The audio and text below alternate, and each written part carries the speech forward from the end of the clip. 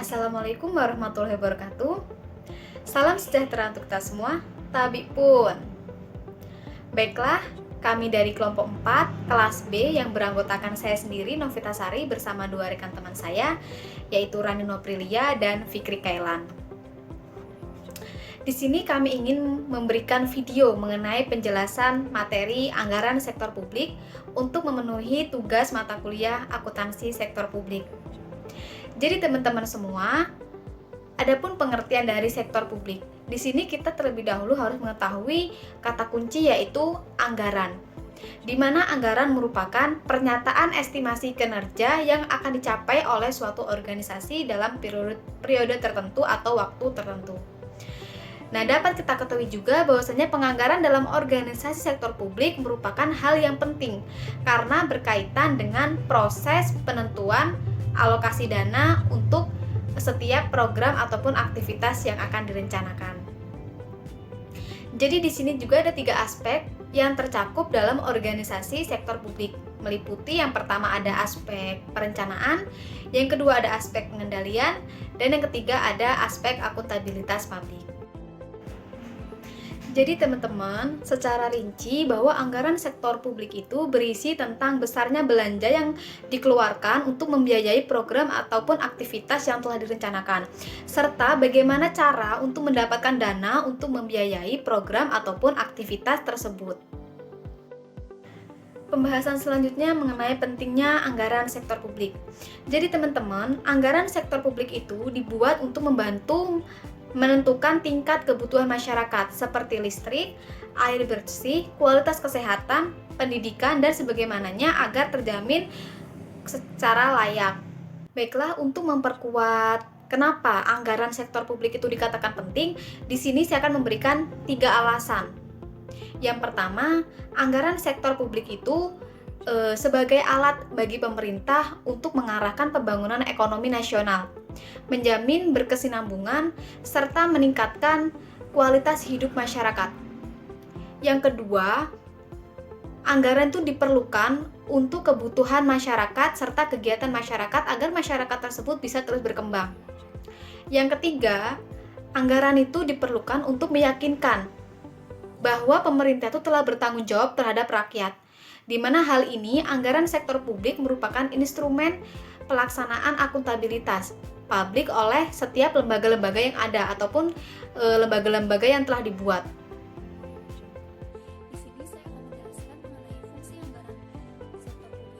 Fungsi anggaran sektor publik terdiri dari yang pertama, anggaran sebagai perencanaan.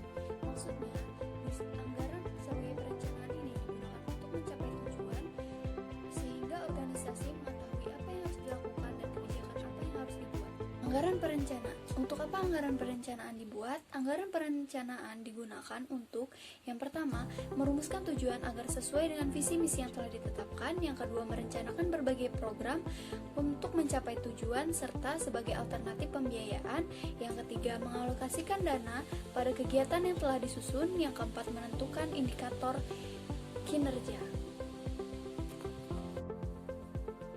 Fungsi anggaran yang kedua yaitu anggaran sebagai pengendalian. Anggaran sebagai pengendalian dilakukan untuk menghindari pengeluaran yang terlalu besar, terlalu kecil, salah sasaran maupun penggunaan yang tidak semestinya. Pengendalian anggaran sektor publik dilakukan dengan 4 cara. Yang pertama, membandingkan kinerja akrual dengan kinerja yang dianggarkan. Yang kedua, menghitung selisih anggaran. Yang ketiga, menemukan penyebab yang dapat atau tidak dikendalikan atas suatu varian. Kemudian yang ketiga, merevisi standar biaya untuk tahun berikutnya. Fungsi yang ketiga yaitu anggaran sebagai alat kebijakan fiskal yang digunakan untuk menstabilkan ekonomi dan mendorong pertumbuhan ekonomi. Kemudian fungsi yang keempat, anggaran sebagai alat politik. Yang kelima, anggaran sebagai koordinasi dan komunikasi yang digunakan pada sebagian maupun seluruh bagian dalam pemerintahan. Fungsi yang keenam yaitu anggaran sebagai alat penilaian kinerja. Kinerja dinilai berdasarkan pencapaian target anggaran, efektivitas, dan efisiensi dalam pelaksanaan anggaran. Fungsi yang ketujuh yaitu anggaran sebagai alat motivasi.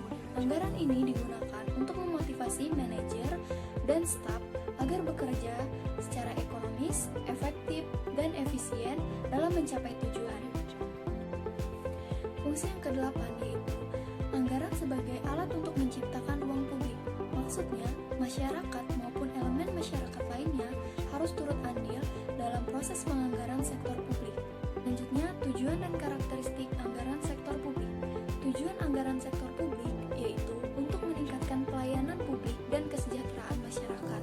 Kemudian, karakteristik anggaran sektor publik terdiri dari: pertama, anggaran dinyatakan dalam satuan keuangan; yang kedua, anggaran mencangkup jangka waktu tertentu; yang ketiga, anggaran berisi komitmen untuk mencapai sasaran; yang keempat, usulan anggaran telah disetujui oleh pihak berwenang; kemudian yang terakhir, anggaran hanya disusun sekali.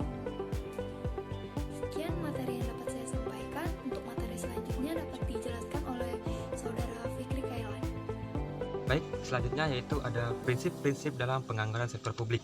Nah, mengingat begitu pentingnya peranan dan fungsi anggaran, diperlukan prinsip-prinsip yang menjadi pedoman bagi organisasi publik ataupun pemerintah dalam penyusunannya. Nah, menurut Mardiasmo, beberapa prinsip tersebut adalah sebagai berikut. Nah, yang pertama yaitu adalah otorisasi oleh legislatif.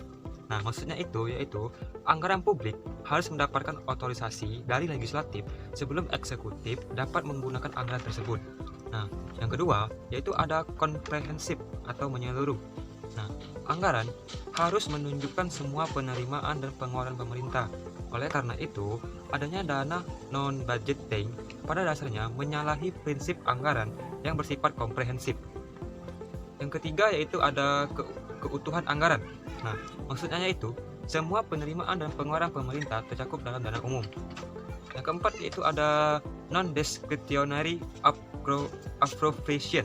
Nah, yaitu jumlah yang disetujui oleh Dewan Legislatif harus termanfaatkan secara ekonomis, efisiensi, dan efektif.